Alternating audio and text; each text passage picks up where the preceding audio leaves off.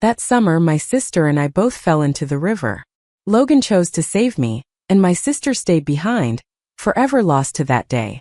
From then on, both of our families were swallowed by grief and guilt. Out of gratitude, my family took care of Logan. Later, as things went naturally, we got married. When I was 58 years old, I returned to my hometown to visit the graves. As I walked past the river that had swallowed my sister so many years ago, Logan suddenly pushed me aside and jumped into the water. Before he died, he said, "Summer, if there's a next life, I swear I'll never save you again." It turned out that all these years he had never truly let go of the past. His push sent me flying. The back of my head hit the bridge pillar with a loud crack. My vision blurred, and his last words kept echoing in my mind. "Summer, if there's a next life, I swear I'll never save you again." Just before I closed my eyes, one thought crossed my mind. If there really were a next life, how wonderful that would be. When I opened my eyes again, the pain in my body turned into the crushing sensation of being underwater. I struggled to swim upward and caught sight of 18-year-old Logan, desperately swimming toward my sister. I froze for a second, then immediately followed him. After that accident, I had learned to swim. I practiced hard night after night, waking up drenched in tears. I was the one who wanted to save my sister more than anyone else. This time I could finally do it. Logan and I pulled my sister onto the shore together. Water streamed down from our soaked clothes as Logan gasped for breath and lifted his head. Our eyes met, and for a moment he froze. In that instant he understood. I had come back too. His lips moved slightly as though he wanted to say something, but he stayed silent. Instinctively he knelt down, ready to perform CPR on my sister.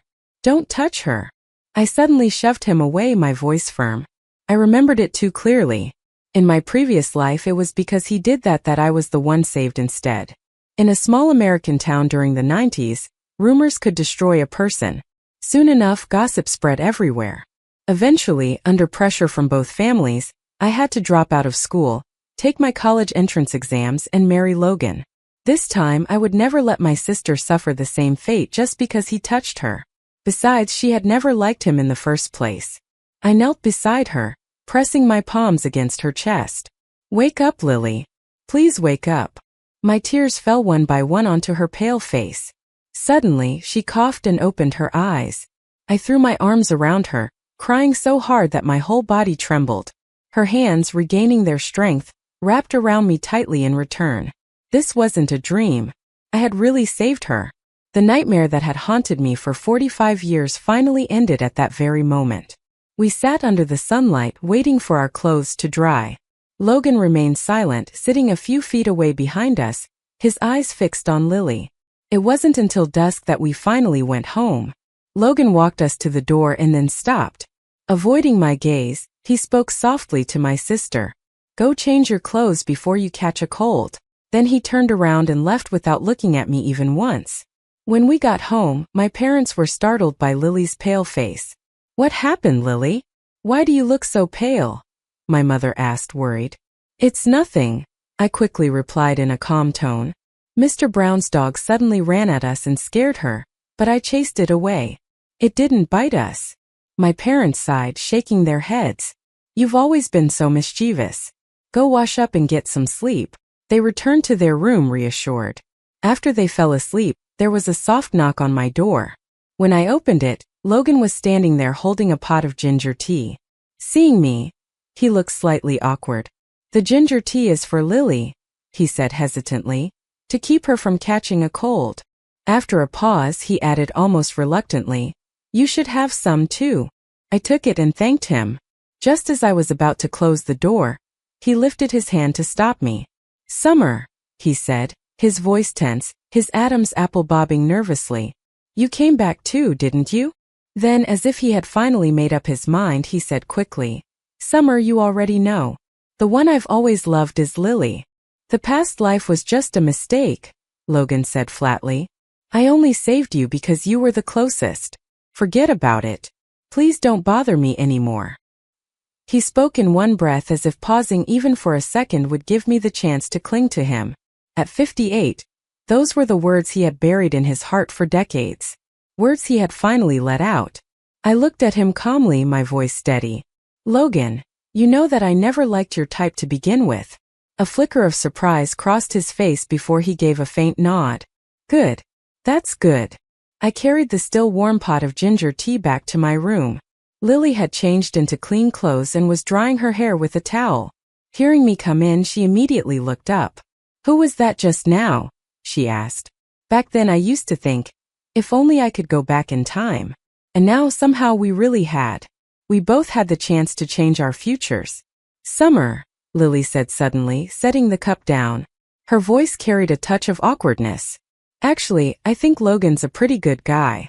She turned to me, her eyes gentle but cautious. Maybe I should try dating him. What do you think? She hesitated for a moment, then added softly, her gaze searching my face. Summer, you wouldn't be upset, would you? I froze as if struck by lightning. Looking into her careful eyes, I finally understood. She had known all along. She knew I liked Logan. In our previous life, she had insisted on taking me to the river that day. Not because she was scared, but because she wanted to help me, to give me the chance to confess my feelings. She went there for me and she died for me. My nose stung and I fought to keep my emotions in check. I forced my voice to stay steady and even raised it slightly. Lily, what are you talking about? Don't say such nonsense. How could I possibly be mad? I forced a smile, keeping my tone light. You know me, Lily. I don't like guys like Logan anymore. All of his gentleness and thoughtfulness, they've always been for you. I don't feel that way about him now. Those silly crushes from when we were kids have long been worn away by time.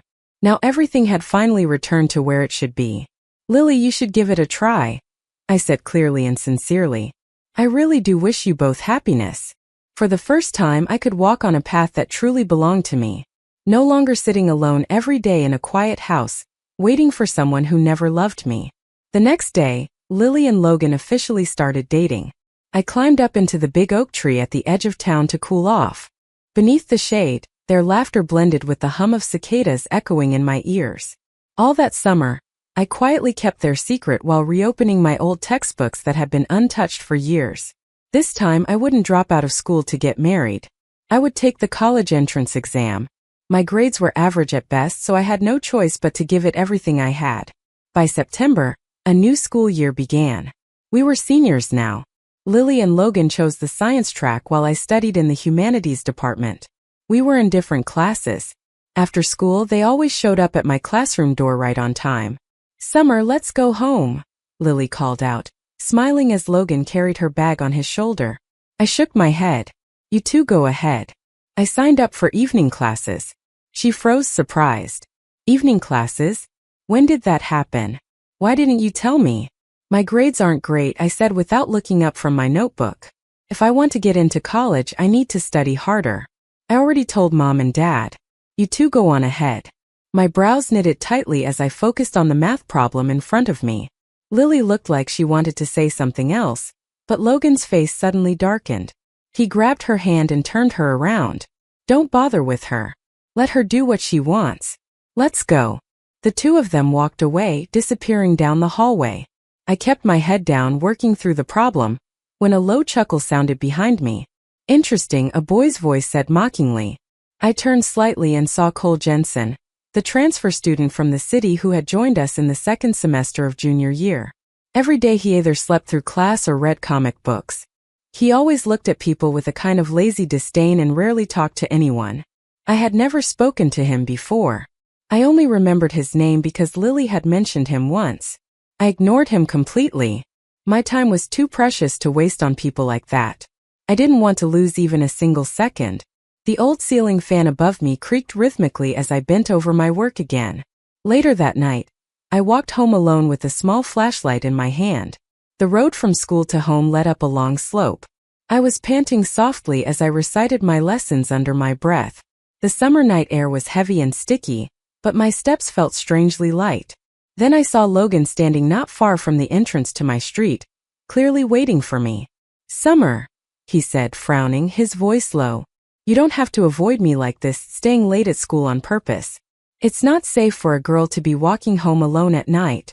Don't be stubborn. Starting tomorrow, come home with us. Looking at his face, so sure he understood everything, I couldn't help but laugh. You think I'm avoiding you? I asked. Isn't that what you've been doing? He said sharply. Ever since Lily and I got together, you've been keeping your distance. You don't have to do this to prove something. If you want to study, we can help you. There's no need to act like this just to get attention. If something happened to you, Lily would be worried. You think I'm putting on an act? I stopped walking and looked straight at him. You think me avoiding you, me studying hard, everything I do is just to get your attention, Logan? He opened his mouth but couldn't answer. I don't like you anymore, I said calmly but firmly. Not in that way. Studying late isn't about you. It's about me. I want to get into college for myself. Don't flatter yourself so much. His face darkened, his tone turning cold. Summer, do you really have to say it like that? You're the one who stopped me on my way home, I replied, my voice steady. And you're the one talking like you know everything. For 2 lifetimes combined, this was the first time I had ever torn away the mask I wore in front of him. We stood facing each other in the heavy summer night air. After a few tense seconds, Logan suddenly let out a quiet laugh. Are you planning to go to college? He said with a smirk. I'll believe it when I see it. Just don't come begging me for tutoring when the time comes. With that, he tossed the words over his shoulder and walked away. I turned toward home, but as soon as I looked up, my heart tightened. Lily was standing at the doorway, her calm eyes watching me. I didn't know how long she had been there or how much she had heard. She took my school bag from me and stayed silent for a while before saying softly, Summer, if you really want to get into college, maybe you should move into the school dorms. A week later I did. After the first week of the new semester, I moved into the school dormitory. Lily helped me make my bed, then went downstairs to leave. Before she walked out the door, she said quietly, I'm sorry, Lily. I ran to the balcony and called out loudly, if you're going to apologize, at least look me in the eye when you say it. She stopped but didn't turn around. I continued, my voice trembling slightly. Besides, I'm not even mad. You're my sister. I'd never do anything to make you sad. I'll always choose you. You believe that, right? Lily had always been the quiet one. Like Mom used to say, she kept everything bottled up inside. When we were little and fought, Mom would always make me apologize first, even when it wasn't my fault. Over time, I just got used to it. We were sisters, blood family. What was a few soft words compared to pride? Between my sister and Logan, I would always rather protect her than my own ego. I didn't want to make things harder for her. And honestly, staying in the dorms wasn't so bad. It would let me focus more on studying. I didn't blame her, not at all. From her perspective, she hadn't done anything wrong. But Lily didn't answer. She said nothing, just raised her hand in a small wave and walked away. I stood there watching her back fade into the distance and let out a long sigh. Well, I muttered to myself, 2 lives combined. I've lived longer than her by more than 15 years. I can afford to let it go. After that, my dorm life began. My 3 roommates all came from small, remote villages. Because it was so inconvenient for them to travel, they had applied to stay in the dorms. My house, however, was right in town, so they thought I was taking up space unnecessarily and kept their distance at first. But in truth, there were plenty of empty beds in the dorm. The rooms were never full. I didn't bother explaining anything. Every night, after washing up, I'd climb into bed and quietly do my homework. After evening study hall, the dorm light stayed on for only 1 more hour. When they finally shut off the power, I'd turn on my small flashlight, rest my notebook on my legs, and record every mistake I made that day. After a few nights of doing this, I had to keep changing positions, eventually ending up lying on my stomach still writing. One night I was struggling through a math problem for what felt like the 300th time, completely unaware that the girl in the opposite bunk had dragged her desk closer to mine. Use the desk, a clear, gentle voice said. I looked up to see all 3 of my roommates standing around my bed, each holding a candle. Startled, I let out a small scream which made them burst out laughing. From that night on, our relationship began to change. The girl across from me was named Sarah Ye, though everyone called her Sally. She was also my desk mate in class. It was she who had pulled her desk over that night to help me. The other 2 were twin sisters, June and Jenna Chu. Sally's home was the farthest away, more than 6 miles from town, and she had to cross a stretch of mountain road to get to school. The 2 twins were orphans who had been raised by their grandmother and uncle. They'd been living in dorms since middle school. All three of them were diligent and kind-hearted girls. Each of us was fighting hard for the same goal, to get into college. In everyone's heart burned the same quiet fire. The desire to succeed, to make our families proud, to escape the mountains and see the world beyond. I was no different. In this era, as long as you worked hard, you could make something of yourself. We began studying together, sharing snacks our families sent from home. Every time Mom mailed me food, I would split it evenly with the three of them. I always saved a portion of my food for the girls in my dorm. The closer I grew to them, the farther I drifted from Lily. During recess, Sally and I often went to the restroom together, passing by the classroom where Lily and Logan sat side by side. Every now and then, Lily would glance up, our eyes meeting for the briefest moment. Then she would quickly look away. The days passed quietly, and soon the first monthly exam arrived. My grades had improved by 7 ranks since the beginning of the year. My math score still hadn't passed, but the rest of my subjects showed clear progress. Among the 4 of us in the dorm, Sally did the best. She placed in the top 10 of the entire grade. I stared at my paper, a little disappointed when she suddenly snatched it from my hands and shoved it into my desk. "Stop staring at it. You've improved so much already.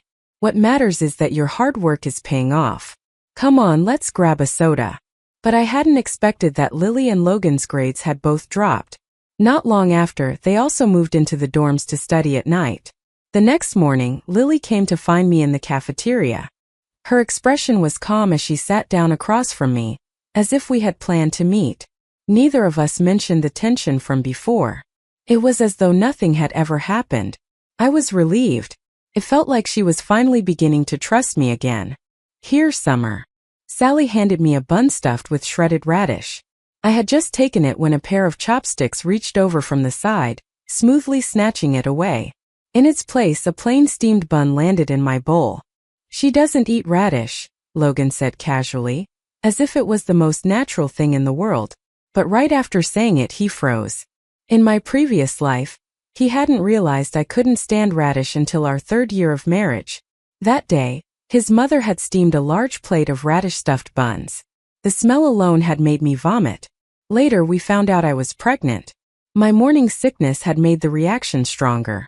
But the baby didn't make it.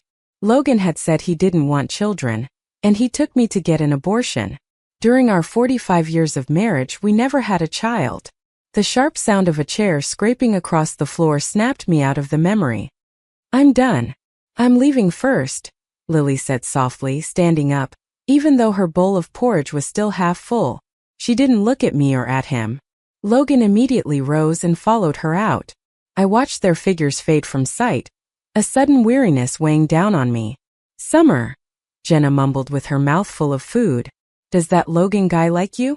June, sitting next to her, nearly choked on her bun. "No way. Impossible. Isn't he dating your sister?" "Exactly," I said, smiling faintly. "Logan would rather die than love me. So why then was he acting so strange lately?" I didn't understand. Maybe once the college entrance exams were over, everything would go back to normal. I didn't know what Logan had said to Lily afterward, but by the next day, the two of them had already made up. They went to and from class together again just like before. I quietly breathed a sigh of relief. That evening during self-study, Logan suddenly showed up at my classroom. Ignoring the stares of everyone around us, he walked straight to my desk. Picking up my practice test, he scanned it for a few seconds before tapping his finger hard on one of the problems. "You even got this wrong, Summer? What on earth are you doing during your study sessions?" He grabbed a pen as if to start correcting it right there on my paper. I looked up at him, confused. "Logan, what do you want from me? Are you here just to bother me?" He froze for a moment, then forced a smile. "You're overthinking it. I'm just bringing you something Lily asked me to give you." He handed me a new workbook. As I reached out to take it, he suddenly leaned closer, his breath brushing against my ear. "Summer," he murmured. "Isn't this exactly what you wanted me to do?" Before he could finish, I shoved him hard, pushing him back. Right then, Cole Jensen abruptly stood up from his desk. He stepped between us, snatched the paper from the table, and crossed out the line Logan had just written. "Summer didn't get it wrong," Cole said coldly. "You did?" Logan glared at him, stunned for a moment, then turned his sharp gaze back to me with a bitter mocking smile. So that's why, he sneered. You were so determined to stay in the dorms. So you could sneak out at night to meet men? Logan said coldly. For a moment, I felt as if the world had frozen solid. The blood in my veins turned to ice. In a small-town high school in the 90s, a sentence like that was enough to completely destroy a girl's reputation. My body trembled with rage, but before I could speak, Cole punched him square in the face. You bastard! Say that again if you dare. The next second, the two of them were throwing punches at each other. Desks and chairs toppled over. Books scattered across the floor. By the time my sister arrived with a teacher in tow, chaos had already erupted. Under the teacher's sharp reprimand, Lily lowered her head and spoke softly. It's because Summer and Cole are too close. Logan was worried she'd get distracted from studying, so he lost his temper for a moment. I froze, staring at her. My heart tightened painfully, as if something inside me had cracked open. In the end, the three of us were publicly named and reprimanded during the morning assembly. The rumor spread through the entire school in less than a day. When I went home that weekend, my parents scolded me relentlessly. You've brought shame on this family, my father shouted. If we'd known this would happen, we wouldn't have let you go to school. You're wasting your time. You should just quit and find someone to marry. I lowered my head, digging my fingernails deep into my palms.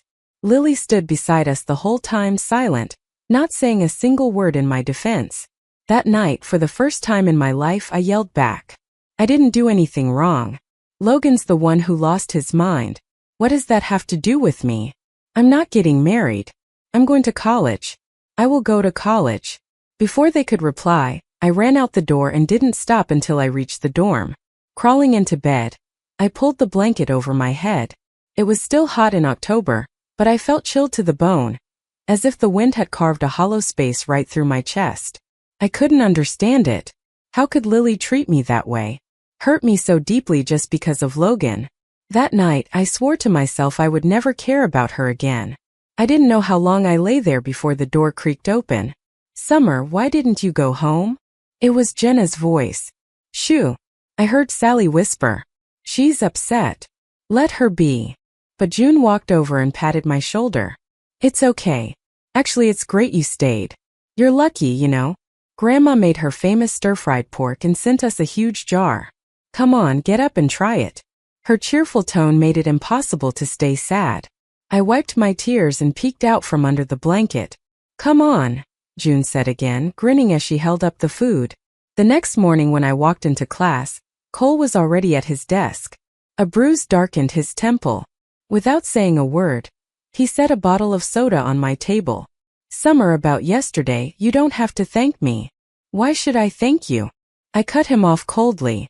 If you hadn't thrown that punch, I wouldn't have been publicly humiliated. Everyone wouldn't be gossiping about me. I met his gaze, my voice sharp. Did my sister promise you something? Why are you so eager to help her? The smile froze on Cole's face. I slammed the soda bottle down and turned away. But before I could walk off, he grabbed my wrist. Summer, stop. Tell me one thing. Since when have I ever listened to your sister? I yanked my hand free, annoyed. You transferred here in junior year. I saw you give her a letter myself. That day, when Cole Jensen had just arrived at our school, he'd sent a love letter to Lily. I had seen it with my own eyes, and from that moment on, I'd thought of him as just another shallow flirt. Cole's face flushed red. Not from embarrassment but from anger. That letter wasn't for your sister, he said through clenched teeth. It was for you, but you never got it. I was confused. You didn't even glance my way once. You're lying, I snapped, turning away. But he followed undeterred, his voice growing more earnest. I'm not lying, Summer. I really like you. The first day I transferred here, I saw you outside of town climbing a fence with a group of kids to pick fruit. You ran so fast, Cole said with a grin, laughing out loud the whole time like a little monkey finally set free. I froze, my face burning red, then pale, then red again. Behind me, Sally and Jenna burst out laughing, and June passing by couldn't hold back either. Summer, you were stealing fruit. Our little monkey, the great sage equal to heaven, huh? She teased, laughing so hard she nearly doubled over. I reached out and covered her mouth. I wasn't stealing. That tree belonged to my uncle. All right, Summer the fruit-picking monkey, our great sage, Jin said, still giggling. I couldn't help it. I laughed too. Yes, this was who I really was. Not gentle, not brilliant, not like my sister. No one had ever liked me the way they liked her. But now, somehow, someone actually did. I turned to look at Cole. He scratched his head, embarrassed, but his eyes shone brightly. Still, I knew clearly. I could never like him. I didn't want to like anyone. Not anymore. Right now, all I wanted was to study hard and get into college. I'm sorry, I said quietly. I misunderstood you. He froze for a second. Then his face lit up with a huge smile. As long as you're not mad, that's enough. Hey, can I join your study group? I'm a bit better at some subjects than you. I could help you. Really? I just never bothered before. But I'm actually really smart. I looked at him skeptically, then finally shook my head. That's not up to me. Sally's in charge of the group. Beside me, Sally stopped smiling, her face serious. Cole, I'll let you join us, but only if you score higher than me on the next exam. If you can't even beat me, how are you going to help Summer? Of course, Cole didn't beat her, so he shamelessly started tagging along with us anyway. When we ate, he sat at the next table. When we studied, he picked the seat right behind us. At first, he stayed quiet, working through problems on his own. Every now and then he'd look up and ask, "Hey, how are you guys solving this one?" Then one day, Sally was out sick, and Jenna was stuck on a math problem. Her hair a total mess from frustration. Cole casually reached over and scribbled the solution on her scratch paper. Oh, it can be done that way. Jenna's eyes lit up in amazement. Cole smirked. Not bad, huh? Yeah, amazing, Mr. Genius, Cole, she said with a laugh. Over time, his score started climbing higher and higher. He and Sally helped us tackle plenty of tough problems. That's when we realized when he'd said, "I'm actually really smart," he hadn't been lying. That same day, we also learned that Cole Jensen really was from a wealthy family. Just the kind of rich kid who'd been banished to the countryside to finish school. My dad remarried, he told us cheerfully, as if it were someone else's story. My stepmom had 2 more kids and poof, guess who got kicked out of the house? He grinned widely. We stayed quiet, not sure what to say. Turns out he wasn't arrogant, just lonely. Cole caught the change in our expressions immediately. Seeing our sympathy, he wasted no time taking advantage. Each night during self-study, his chair seemed to inch closer and closer until the 5 of us were crammed together in one row, studying vocabulary, solving equations, and doing practice tests. He always brought snacks, offering them to Sally with exaggerated reverence. "My noble leader," he'd say dramatically, holding up the food with both hands. "Please accept this humble tribute to the study group." Sally would laugh and call him shameless, but she always ended up giving him half a jar of her homemade pickled vegetables. That's how our senior year went, like a wound-up clock ticking non-stop. Practice papers piled up like mountains. The countdown calendar flipped page after page. The 5 of us sat in our corner of the classroom, heads huddled together, debating answers, testing each other on formulas. When we were tired, we'd wash our faces, sip strong tea, and start again. Cole complained constantly about how exhausting studying was. But even as he grumbled, his hand never stopped moving across the page. The rumors that once haunted me slowly faded away, like a tide that finally receded. As for Logan, even though he often appeared in the same places I passed by, I never spoke to him again. I walked straight past him as if he were just air. By December, snow began to fall over the small town. That weekend, I didn't go home. Lily came to the dorm bringing me a blanket, winter shoes, and a thick coat. For months now, Lily and Logan's grades had stayed the same. No improvement at all. She set the bundle of winter clothes down and was about to leave when I called out to her at the doorway. We stood together beneath the eaves, watching the delicate snowflakes drift down in silence. My breath turned to white mist in the cold air. I was the first to speak. "Lily, why don't you believe me?" I asked quietly. "I really don't like Logan anymore. You thought I still had feelings for him. That's why you told me to move into the dorms. I listened to you. Then he insulted me and got into a fight with Cole. And you blamed me. I didn't argue back. I didn't even get angry. Since that day, I haven't spoken a single word to him. I haven't even seen him again after all that. You still don't believe me? I looked at her lowered eyes, trying to untangle the quiet knot she kept locked in her heart. But she just listened without responding. When I finally fell silent, she softly asked, "What if Logan likes you?" "That's his problem," I said without hesitation. "His feelings have nothing to do with me. Besides, he doesn't like me. He just thinks my eyes should always be on him." I reached out and held her hand. "Lily, I only care about you. You're my sister. We're family, right?" She smiled faintly, a small bitter curve that carried a sadness I couldn't name. "Really? But tell me, Summer, is there still room for me in your life now?" Before I could answer, she continued, her voice trembling slightly. "You have so many new friends now. You eat with them, study with them, go to evening classes with them. It feels like you don't need me anymore. They're great people, but that doesn't mean..." I started to explain, but she shook her head, cutting me off. Without another word, she turned and walked into the falling snow without looking back. I stood there under the roof, watching her fading silhouette disappear once again. After that, Lily started avoiding me on purpose. Even though we studied at the same school, we hardly ever saw each other. Logan, however, did the opposite. He sent people to ask me to meet him by the river. I ignored every message. When New Year's Day came, the school gave us a one-day break. After telling my parents, I went to Cole's small rented house. The moment I opened the door, the smell of hot pot filled the room.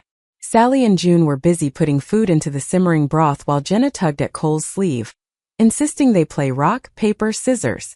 "Whoever loses buys the soda," she said. Of course Jenna won.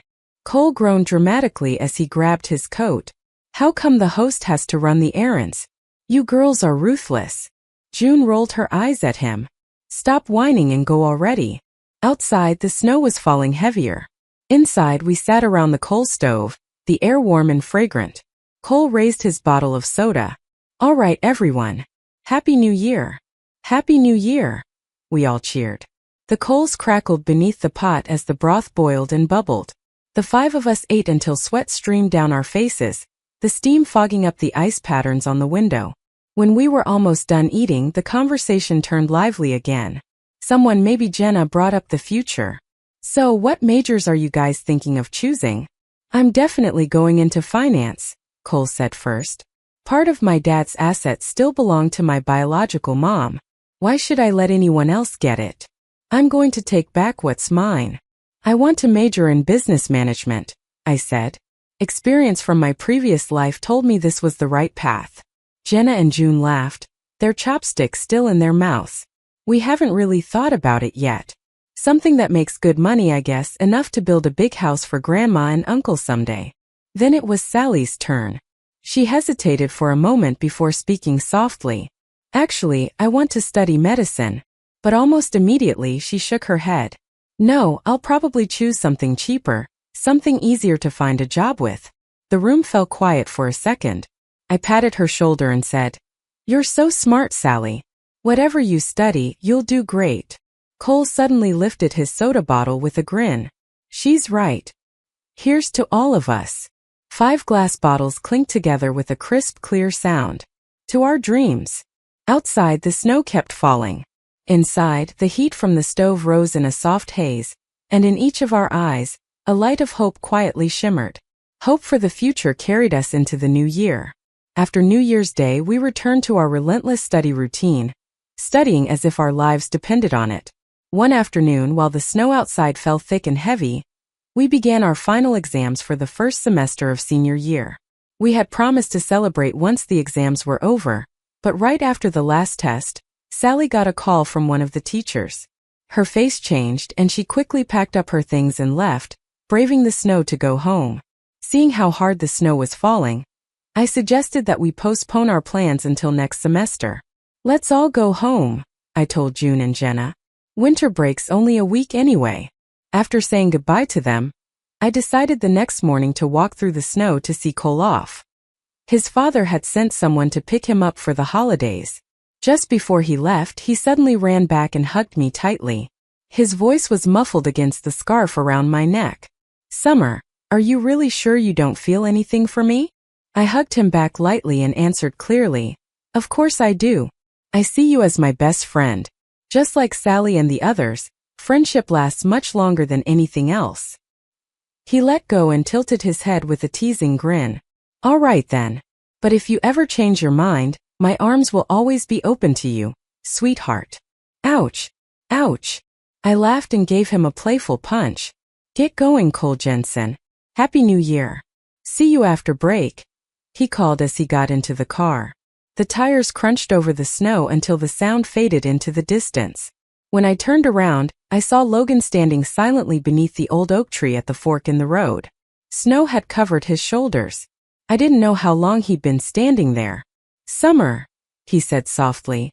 His eyes filled with a pain that made my stomach tighten. "Do you like him?" I didn't answer. I turned to leave, but he caught up and grabbed my shoulder, forcing me to face him. "So now you won't even look at me," he said, voice trembling. "Do you have any idea what it's been like for me lately?" His fingers dug into my shoulder, eyes red. "The more time I spend with Lily, the more I miss how things used to be with us, Logan." I slapped him hard across the face. "You make me sick." He froze, his expression twisting. "What do you take me and my sister for?" I spat. "Two women you can just pick between whenever you feel like it." It was as if my words pierced straight through him. He dropped his hand, voice shaking. "That's not it. I don't even know how it came to this. I know I've wronged Lily, but I realize the person I truly love is you. Summer, please come back to me." "That's enough," I said coldly. "Stop talking before I lose the last bit of respect I have for you. What you call love isn't worth anything." I turned and walked away, leaving him standing there in the snow. Classes resumed on the 6th day of the new year. June, Jenna and I returned first. Cole came back 2 days later, bringing each of us a scarf as a New Year's gift. But by the 3rd day, Sally's bed was still empty.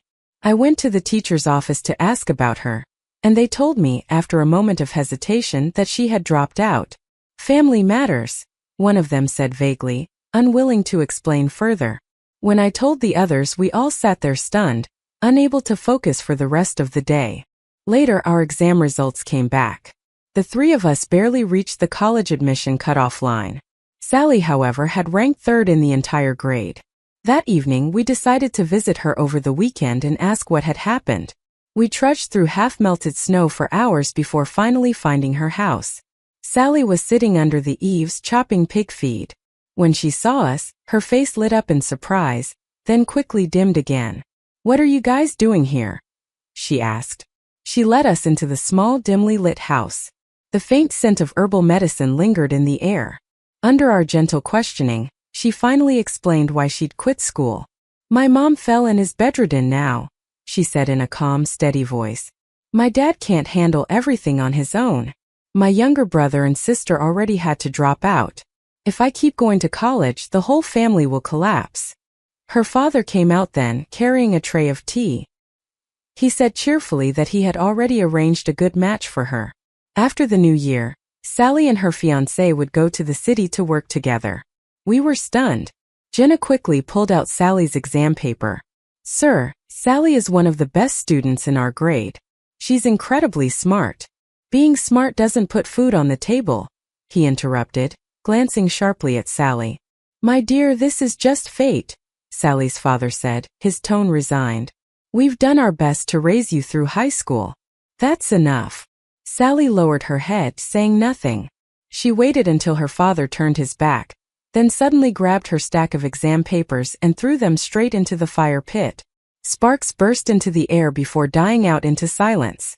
"This is my fate," she said quietly. She walked us to the door, her voice soft but firm. "Go home, Summer. I'm not going back to school. You all have to study hard, harder than ever.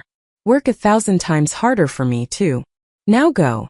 She closed the door behind us before we could say anything else. On the way back, none of us spoke a word. That night, Jenna cried under her blanket, her sobs muffled and broken. When she finally stopped, she sat up, lit a candle, and carefully spread out Sally's notebooks across her empty bed. I opened one of her thick math notebooks, the pages filled with tiny, neat handwriting. "Don't cry anymore," I said softly.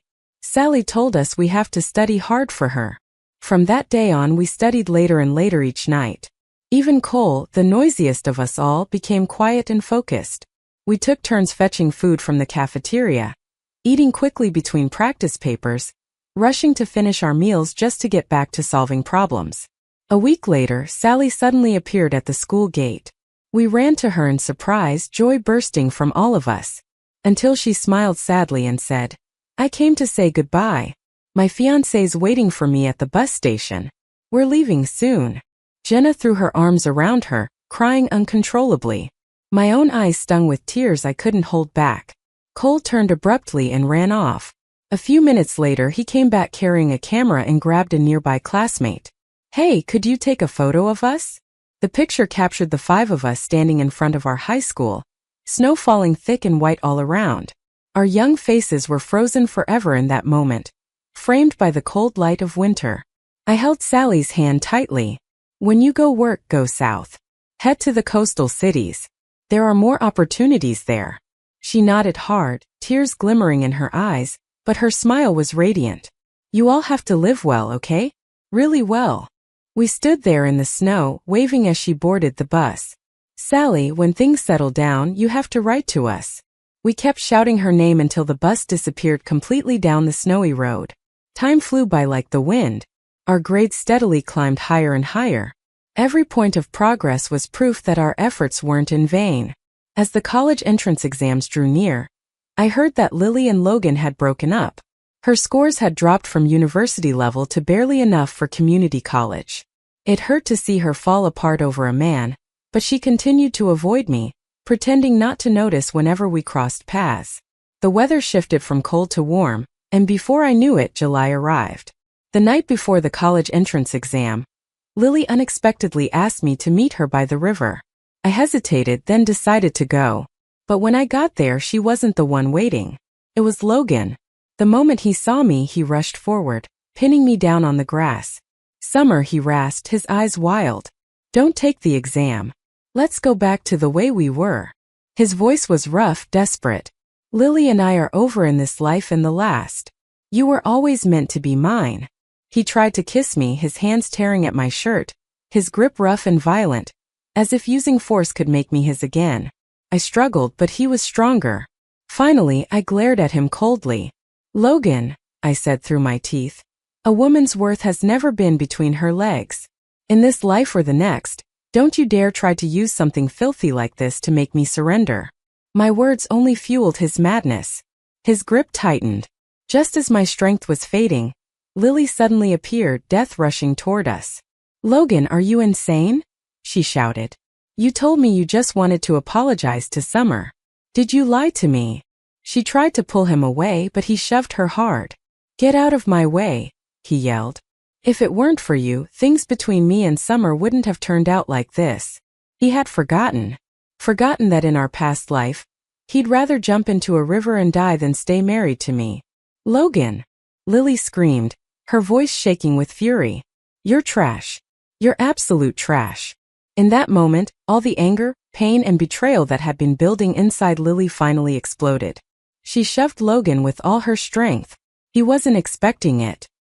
His head hit a rock by the riverbank with a heavy, sickening thud. The world went completely silent. Lily froze, trembling, her hand covering her mouth. I stood there numb, staring at the scene before me. After a few seconds, Logan groaned and staggered upright. His eyes were dazed, filled with agony and disbelief. Blood was already running down his face. He clutched his head, then stumbled away into the darkness, vanishing along the riverbank. Lily collapsed, crawling toward me before breaking into sobs. "I'm sorry, Summer. I'm so sorry. I almost hurt you." I hugged her tightly, my own tears falling soundlessly. "It's okay. It's over now. You're okay." For a moment, I truly thought Logan was dead. In my past life, it was on this very riverbank that he had pushed me to my death. Now, standing there again, every ounce of hatred, pain, and love dissolved into the quiet night air. The next morning, I walked into the exam room calm and steady. My mind was clear. My hands didn't tremble. Logan, however, lay in a hospital bed with a head injury, unconscious. He missed the entire exam, just like in our previous life when his actions had ruined my chances. But this time, fate had chosen a different ending. What are you thinking about? Cole waved a hand in front of my face. Let's go get lunch. That summer, our senior year quietly came to an end. The four of us shared one simple meal together. Our eyes were red as we pressed our hands together and promised, let's meet again in college. When I walked out of the restaurant, Lily was waiting for me at the end of the street. The evening breeze lifted strands of her hair as she smiled softly. Summer, have you decided which school you'll go to? She asked. I want to go south, I said. I want to see the ocean. What about you? She didn't answer, just smiled. A few mornings later, before I woke up, she quietly packed her things and left home. It wasn't until much later that I found out she had applied to a small university far up north, halfway across the country. No goodbye note, no phone call, not even a slip of paper. She disappeared from my life like the wind. I knew she needed time to heal, to let the past fade away. I heard that Logan had changed completely, quiet, withdrawn, throwing himself into his studies as if trying to erase his own guilt. By September, I held the admission letter from a prestigious university in the southern city I had dreamed of. Together with June and Jenna, I boarded the train that would take us away from home. The station was packed and noisy. My parents' eyes were red, but they smiled through their tears as they waved goodbye. The train slowly began to move. Outside the window, the scenery drifted past. The river that had trapped me through 2 lifetimes sparkled faintly in the distance. The shimmering water, the tangled memories, the tears. All of it finally receded behind me. My heart felt light, as though I had broken free from chains I'd carried for far too long. From now on, the sky and sea ahead were mine alone. During my freshman year of college, we finally received a letter from Sally. She wrote that she had broken off her engagement and found work at a garment factory in Jiang. By our junior year, she sent another letter, this time saying she had started designing clothes on her own. When I graduated, Sally had already rented her own workshop and become a true business owner. Cole, meanwhile, won his family's inheritance dispute, becoming both wealthy and free. His favorite pastime was investing in new ventures, and Sally's workshop became his first and most successful investment. One day, Sally called us out of the blue, her voice bright with laughter as she mimicked Cole's old tone. Girls, come work with me. I've got more than just one little workshop now. And just like that, as if fate had already written it long ago, we were reunited again. Sunlight streamed through the wide glass windows, scattering across the smiling faces around me. Looking at them, my friends, my family, I felt something tender and radiant swell inside me. In that moment, I knew it for certain. The bitter shadowed years of our youth had truly come to an end, and the life that belonged to me, Summerheart, and to all of us had only just begun.